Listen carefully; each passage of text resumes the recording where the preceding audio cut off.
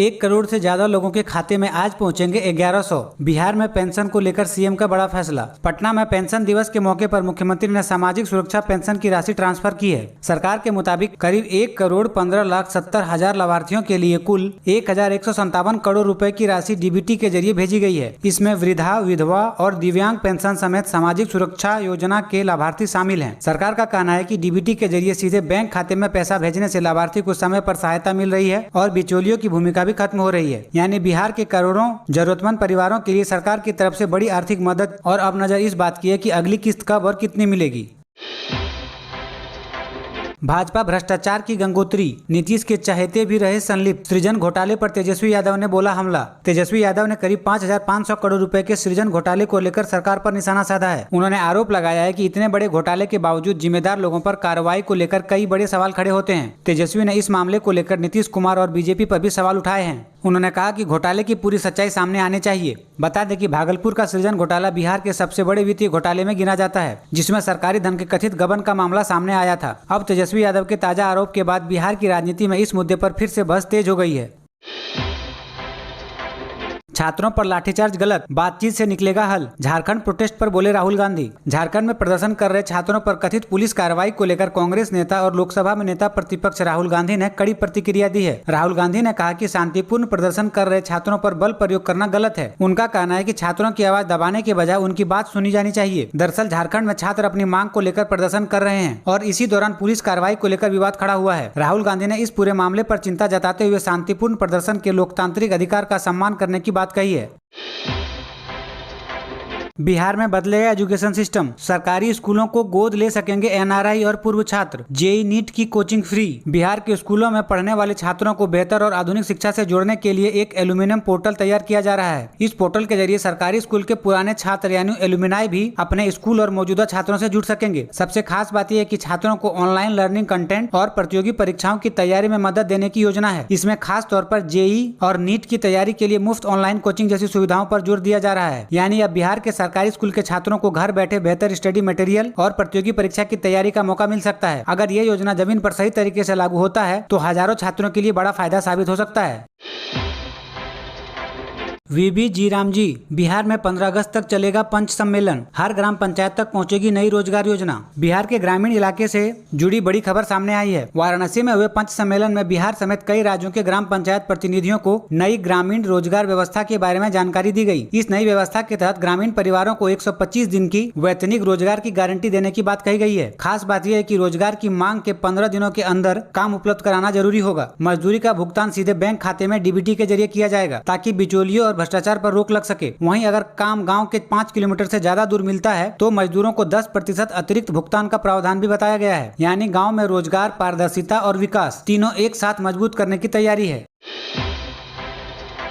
Bharat Tiwari encounter. वकील बोले 11 आरोपियों के खिलाफ गैर जमानती वारंट। आरा कोर्ट में एसपी से मांगी अब तक की जांच रिपोर्ट। 11 पॉइंट पर क्या एक्शन हुआ। भरत तिवारी एनकाउंटर मामले में आज आरा सिविल कोर्ट में सुनवाई हुई। भरत तिवारी के परिवार की ओर से वकील संजीव कुमार सिंह ने कोर्ट के सामने 11 अहम पॉइंट पर अपना पक्ष रखा। वकील का दावा है कि मामले में 11 आरोपी के खिलाफ गैर जमानती वारंट जारी किया गया है। सुनवाई के दौरान कोर्ट ने इस बिंदुओं पर पुलिस की अब तक की कार्रवाई जानने के लिए भोजपुर एसपी से जांच की रिपोर्ट मांगी है। अब बड़ा सवाल यह है कि इन 11 बिंदुओं पर पुलिस ने क्या कार्रवाई की, जांच कहां तक पहुंची और आरोपियों के खिलाफ आगे क्या कदम उठाया जाएगा। फिलहाल कोर्ट के आदेश के बाद पुलिस की जांच रिपोर्ट पर सबकी नजर है। इस रिपोर्ट के सामने आने के बाद मामले में आगे की तस्वीर और साफ हो सकती है।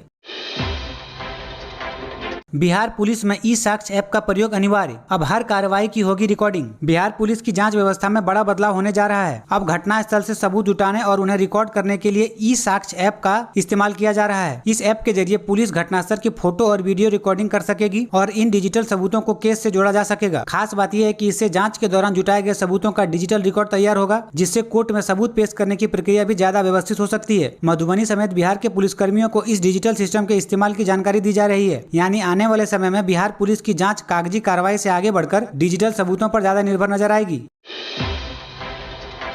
कटिहार में नदियों ने निगल गए 30 गांव, 25,000 परिवारों से छिन गई नहीं पहचान। बिहार के कटिहार में गंगा और दूसरी नदियों के बढ़ते जलस्तर और तेज कटाव ने लोगों की मुश्किलें बढ़ा दी है। कई इलाकों में नदी लगातार जमीन निगल रही है, जिससे गांव और खेत खतरे में है। कटाव से प्रभावित परिवार के सामने सबसे बड़ी चिंता है घर बचाएं या सामान लेकर सुरक्षित जगह पर जाएं। कई परिवार को अपना ठिकाना छोड़कर दूसरी जगह शरण लेने को मजबूर होना पड़ रहा है। कटिहार में गंगा के साथ साथ कोसी और महानंदा जैसी नदियां भी बाढ़ और कटाव का खतरा बढ़ाती रही है। सरकारी रिकॉर्ड में भी जिले के कई इलाकों को बाढ़ और कटाव प्रभावित बताया गया है। अब लोगों की मांग है कि सिर्फ राहत नहीं बल्कि कटाव रोकने का स्थायी इंतजाम किया जाए, ताकि हर साल हजारों परिवार को अपना घर न छोड़ना पड़े।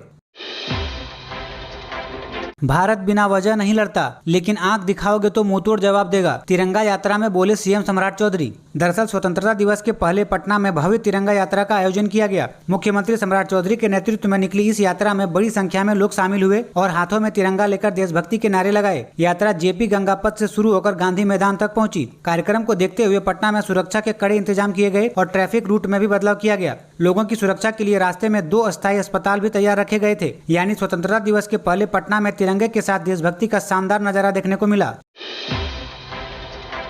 बिहार में कमजोर पड़ा मानसून, 4 दिन बाद फिर भारी बारिश का अनुमान। बिहार में फिलहाल मानसून कमजोर पड़ता नजर आ रहा है। कई इलाकों में बारिश की गतिविधियां कम हुई है, जिससे उमस और गर्मी का असर बढ़ सकता है। लेकिन राहत की खबर यह है कि करीब 4 दिन बाद भी मौसम फिर करवट ले सकता है। मौसम विभाग के पूर्वानुमान के मुताबिक इसके बाद राज्य के कई हिस्सों में बारिश की गतिविधियां बढ़ने की संभावना है। यानी अभी कुछ दिन लोगों को उमस और गर्मी परेशान कर सकती है, लेकिन इसके बाद बादल फिर जमकर बरस सकते हैं। खासकर किसानों के लिए ये बारिश काफी अहम मानी जा रही है, क्योंकि मानसून की अच्छी बारिश से खेती किसानी को फायदा मिलेगा। तो बिहार में फिलहाल बारिश की रफ्तार धीमी है, लेकिन 4 दिन बाद मौसम का मिजाज बदलने की उम्मीद है।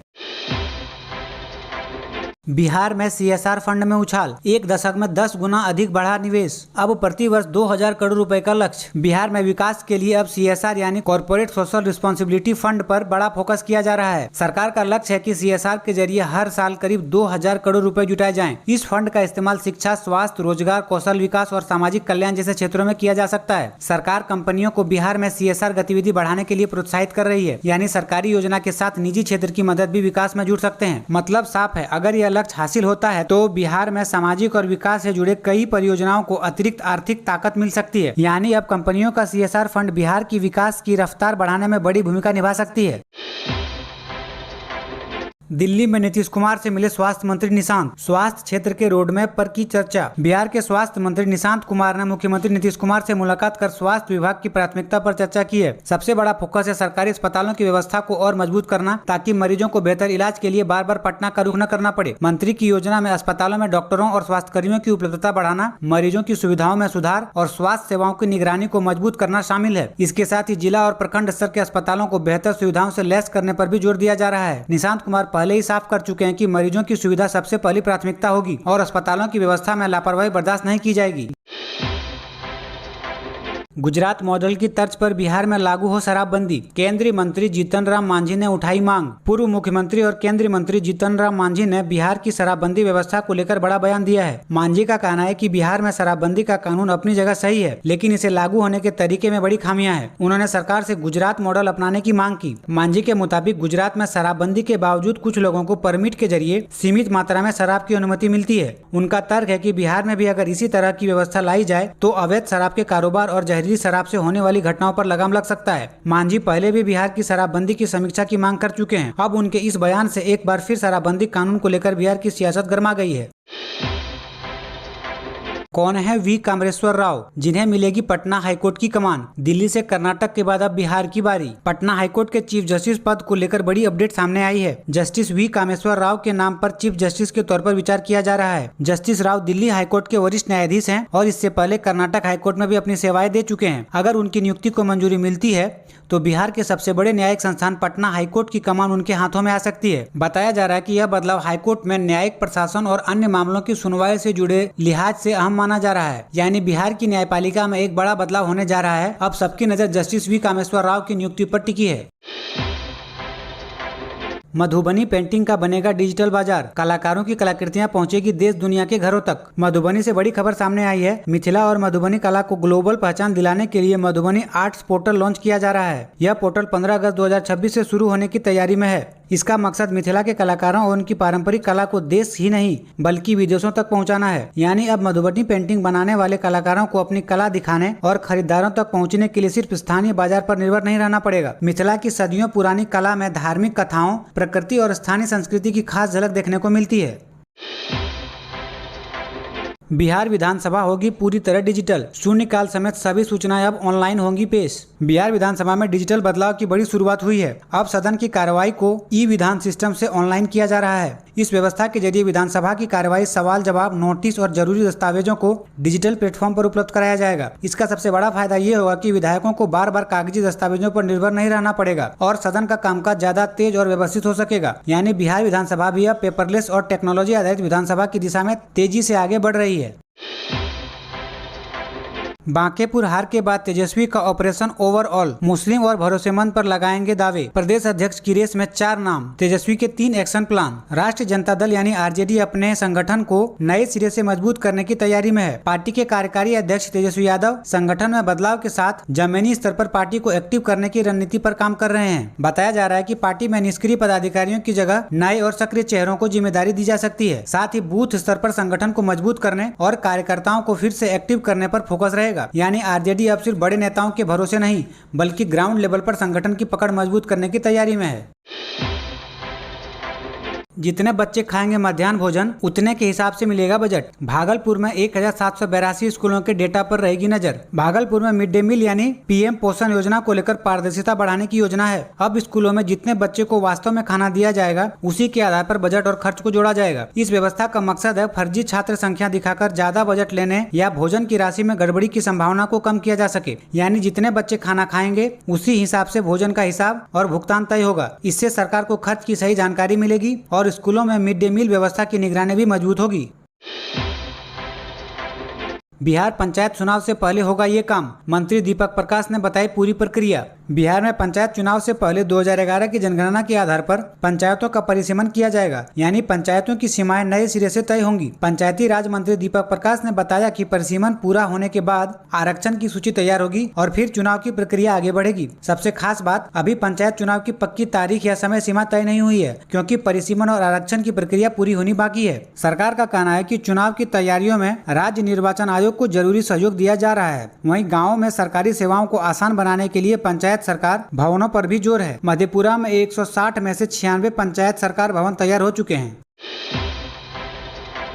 नेपाल में सांप्रदायिक हिंसा के बाद भारत नेपाल सीमा पर हाई अलर्ट। अब ड्रोन से चप्पे चप्पे पर एसएसबी की नजर। नेपाल के सीमावर्ती इलाके में सांप्रदायिक हिंसा और तनाव के बाद बिहार के अररिया जोगबनी बॉर्डर पर हाई अलर्ट कर दिया गया है। सुरक्षा एजेंसियां सीमा पर आने जाने वाले लोगों को और वाहनों की कड़ी निगरानी कर रही है। खासकर संवेदनशील इलाके में पुलिस और एसएसबी की गश्त बढ़ाई गई है। प्रशासन का फोकस है कि नेपाल की हिंसा का असर किसी भी हालत में भारतीय सीमा के अंदर न पहुंचे। साथ ही सीमा से जुड़े इलाकों में लोगों से सतर्क रहने और किसी भी अफवाह पर भरोसा नहीं करने की अपील की गई है। यानी पड़ोसी देश में तनाव के बीच भारत की तरफ बॉर्डर पूरी तरह अलर्ट मोड में है।